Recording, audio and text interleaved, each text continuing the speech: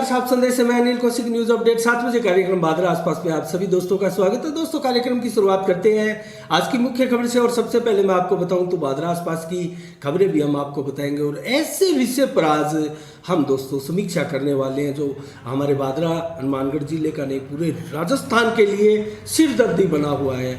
तो उसके ऊपर हम आज विस्तार से समीक्षा भी करेंगे। और दोस्तों, इसके साथ आज संडे है, संडे को मंडियों के भाव नहीं होते हैं। कल देर शाम तक मंडियों के जो भाव थे वो भी आपको बताएंगे और मौसम का मिजाज भी आपको बताएंगे। दोस्तों, जिस प्रकार से मौसम ने करवट ली है, अंगड़ाई ली है और आज हल्की बरसात भी बादरा में हुई थी जैसा कि मौसम विभाग की चेतावनी भी थी। तो दोस्तों, सबसे पहले हम बादरा आसपास की खबरें हम आपको बता देते हैं। दोस्तों, राजस्थान के पूर्व कैबिनेट मंत्री महिपाल मदेरणा का आज दोस्तों निधन हो गया।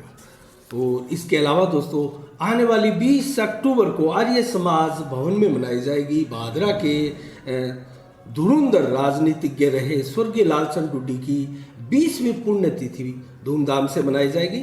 आर्य समाज भवन है इसके अंदर। तो दोस्तों, इसके अलावा मैं अगर आपको बताऊं तो 18 अक्टूबर को कल किसान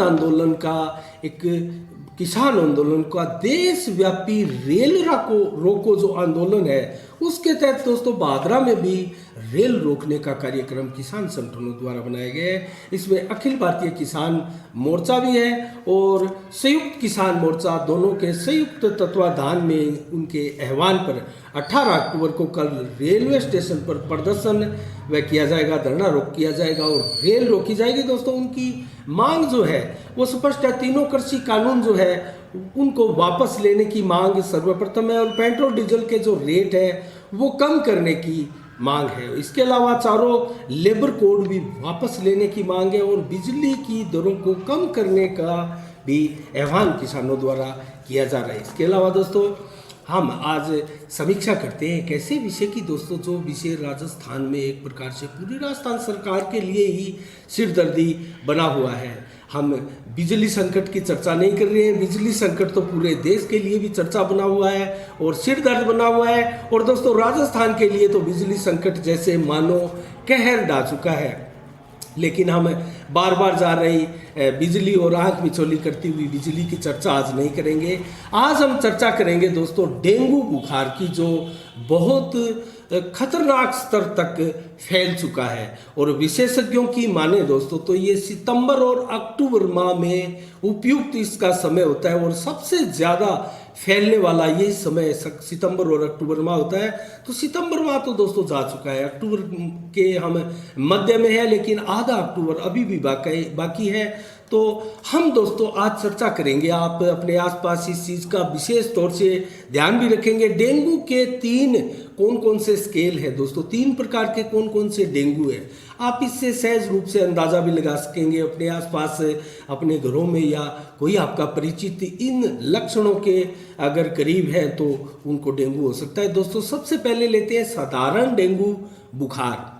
तो साधारण डेंगू बुखार में क्या होता है दोस्तों, अक्सर ये 5 से 7 दिन तक रहने वाला है और चिकित्सकों की मदद से और दवाओं के और थोड़ी सावधानी से ये डेंगू बुखार जो है वो नॉर्मल हो जाता है, ठीक हो जाता है, रोगी बहुत जल्दी स्वस्थ हो जाता है। दोस्तों, इसके लक्षण मैं आपको बता देता हूँ और जो तीनों के लक्षण मैं बताऊंगा इसलिए ये इंपॉर्टेंट है कि इसके भी लक्षण आपको विस्तार से बताए जाए।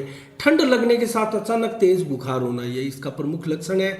फिर मांसपेशियों में, जोड़ों में दर्द, तेज दर्द होना और आंखों के पिछले हिस्से में दोस्तों दर्द होना और हम छुएंगे तो उसके बाद में ज़्यादा दर्द हमें महसूस होना और दर्द बढ़ते जाना, इससे ज़्यादा कमजोरी महसूस होना और भूख बिल्कुल रोगी को ना लगना, जी मचलना और मुंह का स्वाद एकदम से बदल जाना, गले में हल्का दर्द रहना। और इसके अलावा दोस्तों, रोगी जैसे दुखी और बीमार जैसा आपको प्रतीत होगा, वो महसूस करेगा।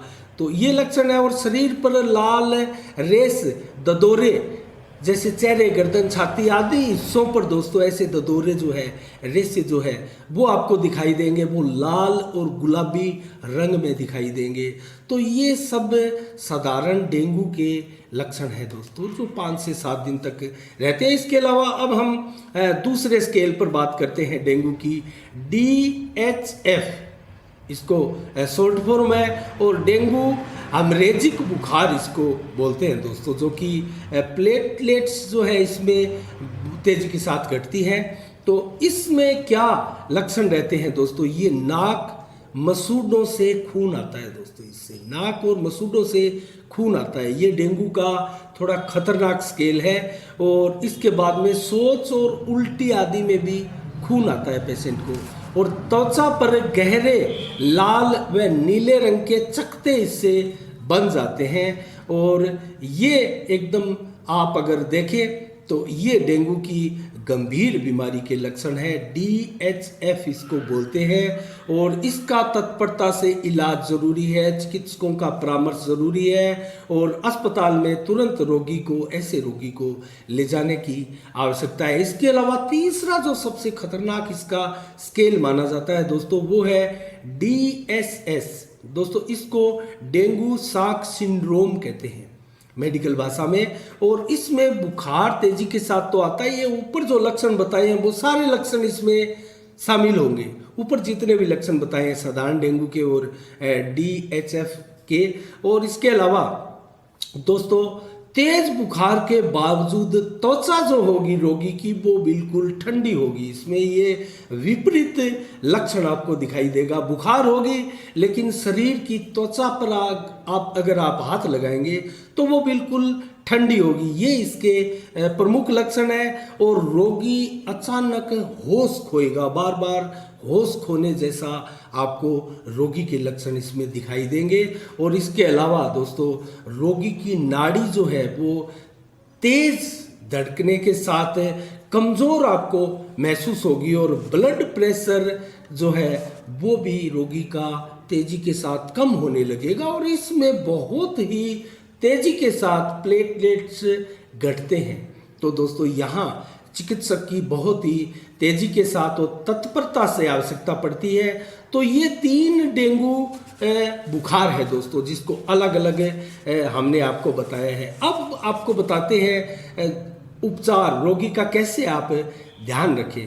तो बुखार कम करने के उपाय कैसे करें, बुखार को इसमें कम करना है रोगी को, ये डेंगू के लिए सबसे उपयुक्त चीज़ है दोस्तों। और डिस्प्रिन और एस्प्रिन जो टेबलेट आती है अमूमन हम घरों में रखते हैं और वो दे देते हैं, वो रोगी को कतई नहीं देनी है दोस्तों। डिस्प्रिन और एस्प्रिन नामक टेबलेट जो है डेंगू के रोगी को बिल्कुल नहीं देनी है। और यदि बुखार 102 डिग्री F से ज़्यादा हो तो हाइड्रोथेरेपी का आप इस्तेमाल घर में कर सकते हैं दोस्तों। जैसे जल चिकित्सा इसको बोलते हैं। जल में भिगोकर पट्टी करके आप माथे पे इसको बार बार लगाएंगे। और बुखार जो टेम्परेचर है शरीर का, माथे का, सिर का, उसको आपको धीरे धीरे ठीक करना है। तो दोस्तों भोजन आप देते रहें। ऐसे में डेंगू के मरीज को खाली पेट ज़्यादा रखना अच्छा नहीं होता है, उसको कुछ न कुछ खाने के लिए अच्छा चिकित्सकों की सलाह के साथ देते रहे। इसके अलावा दोस्तों एडिस मच्छर जो होते हैं वो एडिस मच्छरों के द्वारा ये रोग फैलता है। इसका आपको पता होगा, एडिस मच्छर बहुत छोटा सूक्ष्म सा मच्छर होता है दोस्तों।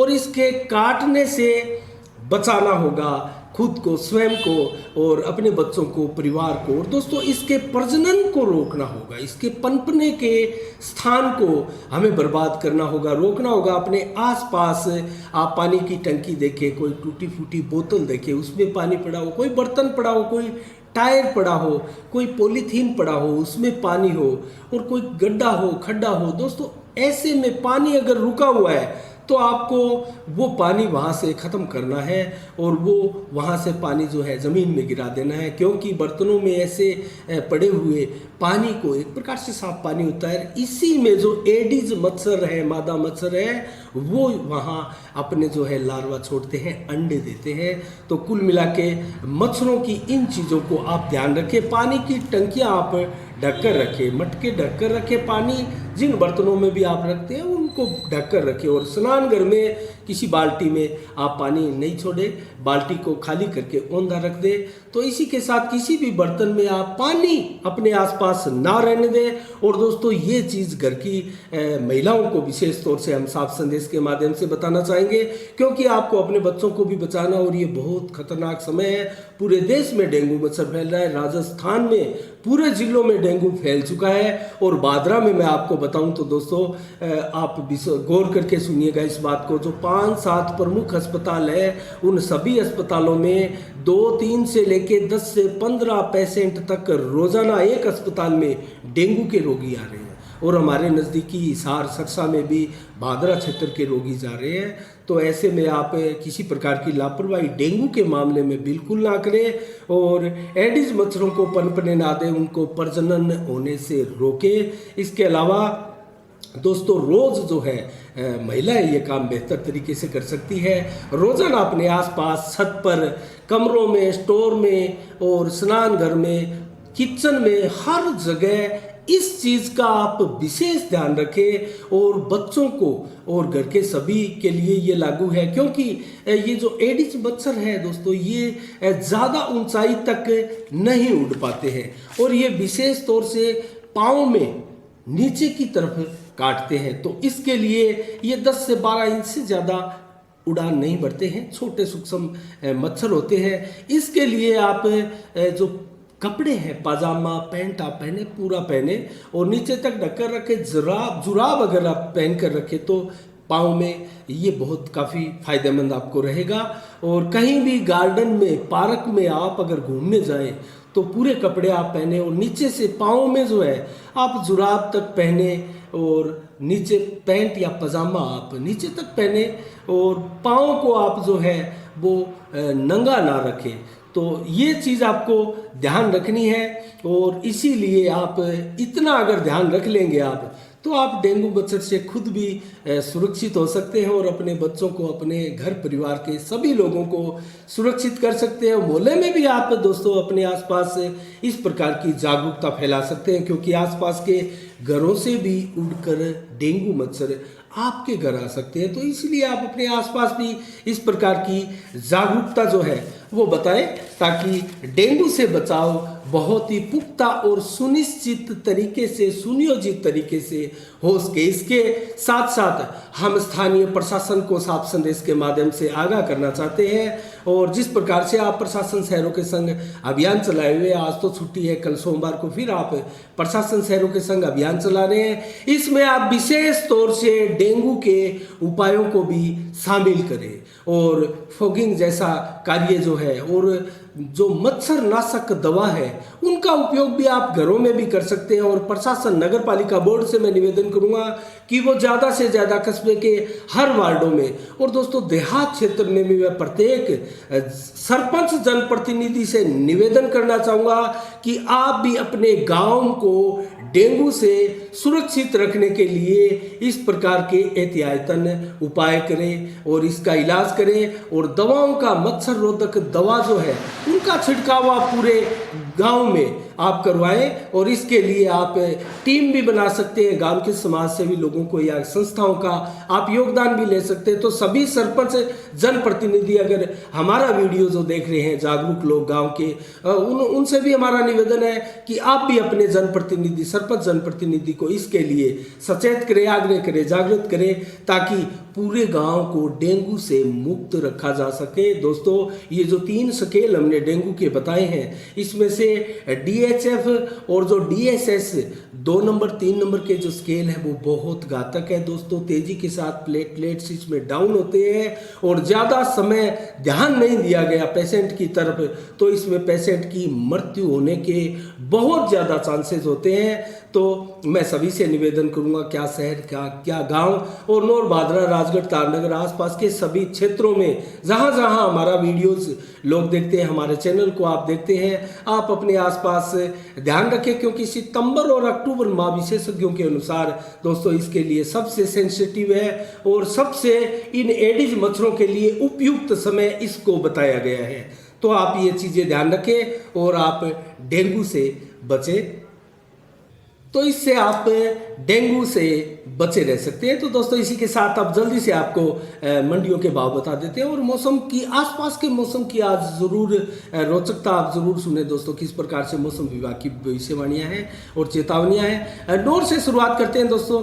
आज तो मंडियां बंद है लेकिन कल देर शाम तक के ये भाव हैं। और चना दोस्तों 4920 से 4940 तक, अरंड 5000 से 5840, मोट 5500 से 7771, सरसों 7000 से 7200 और ग्वार 5200 से 5868, मूंग 5000 से 6550 और दोस्तों जौ 1900 से 2100, मेथी 6300 से 7300 रुपये, मूंगफली 3200 से 5040 और नरमा 7200 से 8071, कपास 7100 रुपये प्रति क्विंटल के भाव से नोर में बिकी है। और दोस्तों आदमपुर मंडी का भाव बताएं तो नरमा 7500 से 8225, कपास 6500 से 7100 और गवार 5225, सरसों 7500 रुपये अंतिम बोली लगी है। सरसा मंडी में नरमा 7200 रुपये से 7951, कपास 6700 से 7171 रुपये, जबकि फतेहाबाद मंडी में नरमा 7200 से 8040, कपास 6500 से 7275, इलाहाबाद मंडी में नरमा 7650 से 7950 और कपास 6970, ग्वार 5550 और सरसों दोस्तों 7111, जबकि चना 4831 और इसके अलावा बाजरा 1550, गेहूं 1900 रुपये और मूंग 6600 रुपये, मूंगफली 4747 रुपये का अंतिम भाव रहा दोस्तों। भट्टू मंडी में नरमा 8020, सरसों 7550 और राउत सर में नरमा 7000 से 8250, हनुमानगढ़ में नरमा 7200 से 8100 रुपये और रायसी नगर अंतिम मंडी में नरमा 8211 अंतिम भाव रहे और ग्वार में अंतिम भाव 6005 के रहे, सरसों में 7425 की अंतिम बोली लगी और चना में 4850, मूंग में 6600 रुपये अंतिम बोली लगी। तो ये रहे मंडियों के ताज़ा भाव अब तक के। तो दोस्तों 17 अक्टूबर है आज और आज दिन भर दोस्तों बादल छाए रहे, जैसा कि हमने कल मौसम की भविष्यवाणियाँ थी मौसम विभाग की, उसके बारे में आपको बताया था दोस्तों। 100% बादल छाए रहे और 26 से 28 डिग्री का टेम्परेचर आज दिन में रहा और भविष्यवाणी सही साबित हुई। लेकिन दोस्तों जो हमने 0.6 mm बरसात बताई थी वो बरसात कहीं 1.5 mm से ज़्यादा हुई है भादरा क्षेत्र में, आसपास इलाकों में। तो दोस्तों रात को कैसा रहने वाला है मौसम ये बताएं तो 14 से 25 किलोमीटर की रफ्तार से हवा रात को भी चलेगी। 100% बादल रात को भी छाए रहेंगे और 24 से 25 डिग्री टेम्परेचर अर्थात ठंडा मौसम रात को रहने वाला है और बरसात 1.3 mm रात्रि को भी होने की संभावनाएं व्यक्त की जा रही है। तो दोस्तों इसके अलावा कल 18 अक्टूबर को कैसा रहने वाला है, सुबह दोस्तों फिर 0.2 mm बरसात की चेतावनियां दी गई है। 100% बादल सुबह भी छाए रहेंगे और 22 से महज 26 डिग्री टेम्परेचर जो है बना रहेगा। 11 किलोमीटर की रफ्तार से हवा भी चलेगी। शाम को हवा थोड़ी बढ़ेगी और 12 बजे के बाद में बादल भी है वो कुछ छंटेंगे, मौसम कुछ साफ होगा। इसके अलावा दोस्तों देर शाम को फिर बादलों में कुछ कमी होगी और रात को फिर मौसम बदलेगा और 100% बादल छाएंगे और घटाएं भी छाएगी। 11 से 14 किलोमीटर की रफ्तार से हवा चलेगी और बरसात भी 0.1 mm की बताई गई है। इसके अलावा दोस्तों मैं आपको बताऊं, अगर पूरे राजस्थान में मौसम विभाग की चेतावनियां किस प्रकार की भविष्यवाणियां हैं, तो आज पूरे उत्तर भारत में कहीं कहीं हल्की और भारी बरसात की चेतावनियां मौसम विभाग की है। और राजस्थान में दोस्तों हल्की बरसात और बौछार बूंदाबांदी कहाँ कहाँ होने वाली है इसके बारे में सबसे पहले बताऊं तो गंगानगर और पश्चिमी हनुमानगढ़, बीकानेर, पश्चिमी चूरू, पश्चिमी नागौर, पाली, राजसमंद, उदयपुर, सिरोही, डूंगरपुर में आदि हल्की बरसात और बूंदाबांदी हो सकती है। इसके अलावा भारी बरसात कहाँ होने की संभावनाएं हैं इसके बारे में बताऊं तो पूर्वी हनुमानगढ़ और पूर्वी चूरू, सीकर, झुंझुनू, अलवर, भरतपुर, धौलपुर, दौसा, करौली, जयपुर, नागौर पूर्वी और अजमेर, टोंक, सवाई माधोपुर, बूंदी, बारा, कोटा, झालावाड़ और भीलवाड़ा, चित्तौड़गढ़, प्रतापगढ़, बांसवाड़ा आदि में हल्की से लेकर भारी बरसात की चेतावनियां मौसम विभाग द्वारा दी गई है। तो दोस्तों एक प्रकार से अचानक पूरा मौसम जो है राजस्थान में करवट लेपता हुआ दिखाई दे रहा है और केरल में दोस्तों इतनी भारी बरसात वहाँ हुई है कि प्रशासन की तरफ से केंद्र की तरफ से भी मदद भेजी गई है और वहाँ जो है लोगों को बचाने के उपाय चल रहे हैं। दोस्तों बहुत हैवी बरसात जो है केरल क्षेत्र में हुई है, कई राज्यों में जो है बरसात भारी हुई है। तो इसी के साथ दोस्तों आज 7 बजे के कार्यक्रम में इतना ही। कल ठीक शाम 7 बजे फिर आपसे रूबरू होंगे नई खबरों के साथ, नई समीक्षा के साथ। तब तक के लिए दोस्तों आप अपना बहुत बहुत ख्याल रखिएगा, मुझे दीजिएगा इजाजत। साफ संदेश से मैं अनिल कौशिक, नमस्कार, जय भारत, जय जय राजस्थान।